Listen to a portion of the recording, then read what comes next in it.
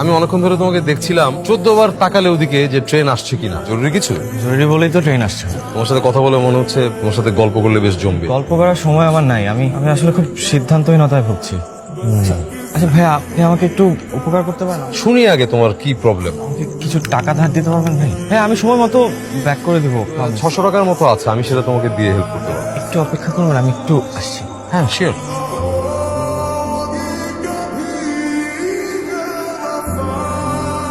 বোকা নাকি তুমি? কই গেছিলে? তুমি জানো না এখানে আমি একা বসে আছি? টাকা ম্যানেজ করতে গেছিলাম। টাকা কে দেবে তোমাকে? টাকা ধার করতে গেছিলাম। আচ্ছা, আপনি এখানে আরো কিছুক্ষণ ওয়েট করতে পারবেন? ট্রেন আসতে আরো 1 ঘন্টা লেট হবে। পারবো। তোমার কাহিনী বলো শুনি। তোমার হঠাৎ টাকার প্রয়োজন পড়লো? হ্যাঁ, আপনাকে সত্যি কথাটাই বলি, আমি আসলে বাসা থেকে পালিয়েছি। তাই নাকি? ফোন টুন করে পালাওনি তো? ওই সাহস আমার নেই, ওটা আমাকে দিয়ে হতো না। তুমি চাইলে খুলে বলতে পারো আমাকে কি ঘটনা। ভাইয়া, আমি আসলে একা পালাই।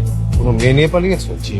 ও আছে ওই ওয়েটিং রুমে একা ওয়েট করছে। ভালোবেসেছো, পালাবে না তো কি করবে? আমি একবার বাড়ি থেকে পালিয়েছিলাম, একটা মেয়েকে নিয়ে পালিয়েছিলাম। গল্পটা বলা যায়? একদিন কেন সাথে লাগেজ নিয়ে কই যাচ্ছ? আমি একেবারে চলে এসেছি।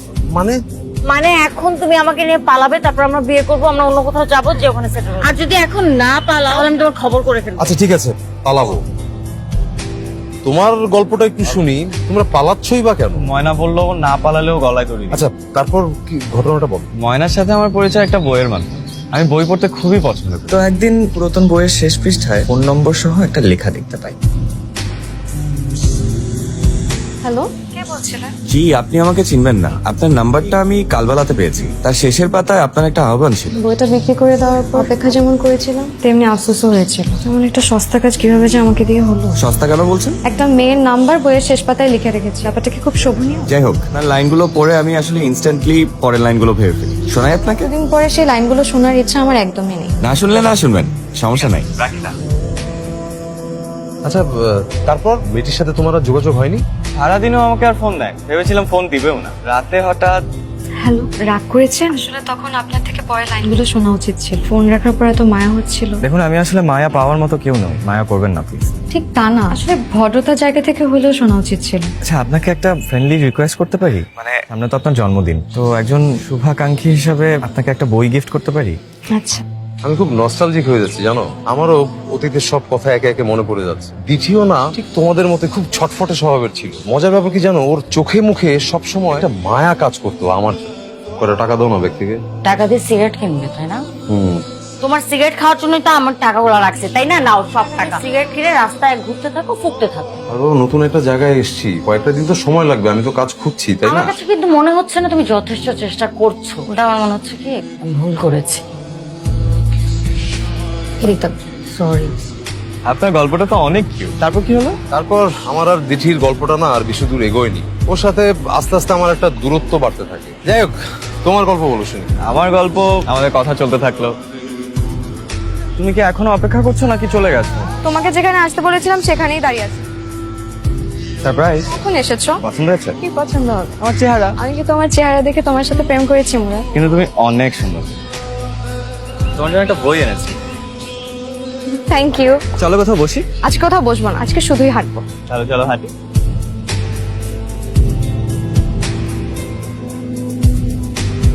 আচ্ছা, তুমি তো পরশু যাচ্ছ, কালও আমরা দেখা করি। সেটা আমারও ছিল, সুযোগ করে দেওয়ার জন্য থ্যাংক ইউ ময়না। চলো। ভাই, ইথি আপাকে আপনার জীবনে আর নেই? না, ও এখন অন্যের বুকে মাথা রেখে সুখের সংসার করছে। কি বলছেন? তোমাকে বলেছি না যে দিঠিকে নিয়ে আমি বগুড়া চলে গিয়েছি। ওর বাবা কি করে যেন খবর পেয়ে যায় যে আমরা পালিয়ে বগুড়া আছি। এরপর লোকজন নিয়ে গিয়ে ওখানে হাজির। দিঠিকে ওখান থেকে ধরে ঢাকায় নিয়ে চলে আসে। ঝটপট আমাদের ডিভোর্সটাও হয়ে যায়। 4 বছরের জেল হয়। কি বলেন, প্রেম করলে কি জেল খাটতে হয় নাকি? আরে তুমি ঘাবড়িও না, সবার লাইফে যে আমারটার মতো ঘটনা ঘটবে তা তো। আমার মনে হয় না এমন হলে আমি ময়নাকে ভুলতে পারবো। আমাদের দেখা করার দিনগুলো যে কি সুন্দর ছিল। কি অবস্থা তোমার? এমন দেখাচ্ছে কেন? গোসল করে ফেলছি। গোসল করে ফেলছো নাকি বৃষ্টিতে ভিজে গেছো? কি ভয়াবহ অবস্থা। মাথা মুছছো, রুমাল কই? রুমাল তো নাই। রুমাল থাকবে না পকেটে? একটা কিনে দিও। রুমাল দিলে ঝগড়া হয়। এই চলো, আগে সুপার মার্কেটে যাবো। তোমাকে একটা টি শার্ট আর প্যান্ট কিনে দেবো। আচ্ছা শোনো, আজকে কিন্তু আমরা একসাথে খাবো। ভাবো, দুজন প্রিয় মানুষ পাশাপাশি বসে খাচ্ছি। শুধু কি প্রিয় মানুষ নাকি প্রেমিক প্রেমিকা? ইস, প্রেম করতে লজ্জা লাগে। লাগে না। চলো। চলো চলো। এটা কিন্তু ভালো লাগছে। এটা ট্রাই দাও।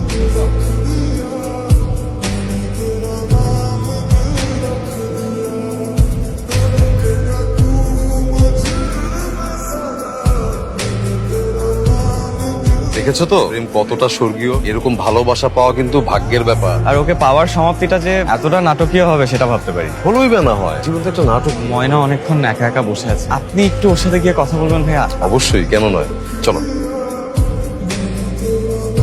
তুমি একটু এগো, আমি আসছি, আমার ফোন আসছে তো। হ্যালো, কে?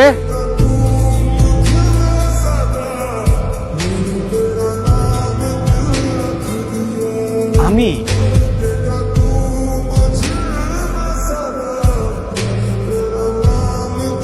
তোমাকে কয়েকটা কথা বলি। আমি কিন্তু মানুষটা খারাপ না, বুঝলা? আমি নিজেও তো একজন প্রেমিক। তোমরা দুজন তো প্রেম পাখি। তোমাদের নতুন বাসা গড়ে দেওয়ার দায়িত্ব আমি নিলাম। চিন্তার কিছু নেই, আমার উপর তোমরা বিশ্বাস রাখতে পারো। আমাদের বাড়িতে তোমাদের জায়গা দিই। আমি আরেকটা জিনিস চিন্তা করেছি, এখান থেকে আগে তোমাদের দুজনকে নিয়ে যাব কাজী অফিস, তোমাদের বিয়েটা পড়িয়ে দেবো, এরপর তোমাদেরকে নিয়ে যাবো আমার বাড়ি। কি বলো রাজি? ওর আপত্তি আছে কিনা একটু জিজ্ঞেস করো।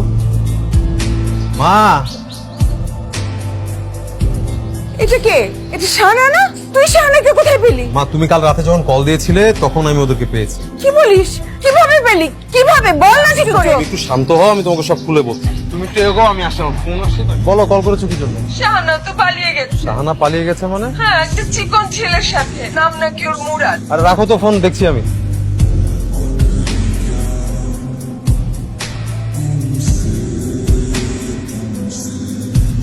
কি হয়েছে? আচ্ছা মা, তুমি আমাকে একটা কথা বলো তো, তুমি থাকতে শাহানা পালালো কি করে? জিজ্ঞেস করে দেখ ওই গাধা মেয়েটাকে। ভাইয়ের কাছে আমাকে কেন দেখাচ্ছ?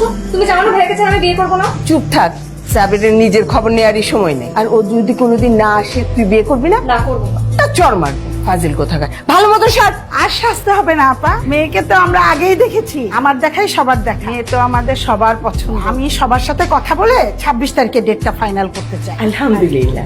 আসেন আমরা কথা বলি।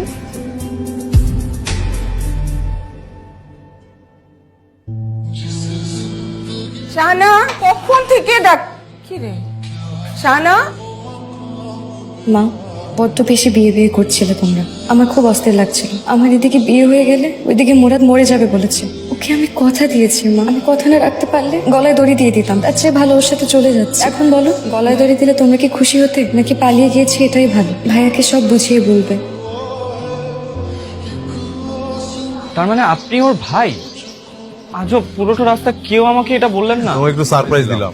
আমরা দুজন আপন ভাই বোন। মা, আমি না একটা কাজ করে ফেলছি, কিছু কিন্তু বলতে পারবে না। আমি ওদেরকে নিয়ে আসার সময় কাজী অফিস গিয়েছিলাম, ওদের দুজনকে বিয়ে দিয়েছি। আগে না হলে বলে দেখতো যে আমরা রাজি হই কি হই না, তারপর পালাতো। আর আমরা কি রাজি হতাম না? এই সমস্ত গাধা ছেলে পেলে কেন আমার পেটে হয়েছিল আমি তো বুঝি না। ওরা তো দুজন দুজনকে ভীষণ ভালোবাসে, আর সংসারটা তো ওরাই করবে। আমি, তুমি কিংবা বাবা তো করবো। ওদের বোঝাপড়াটা ওদের মধ্যেই থাকুক। এখন বলো তোমরা দুজন রাজি কি না?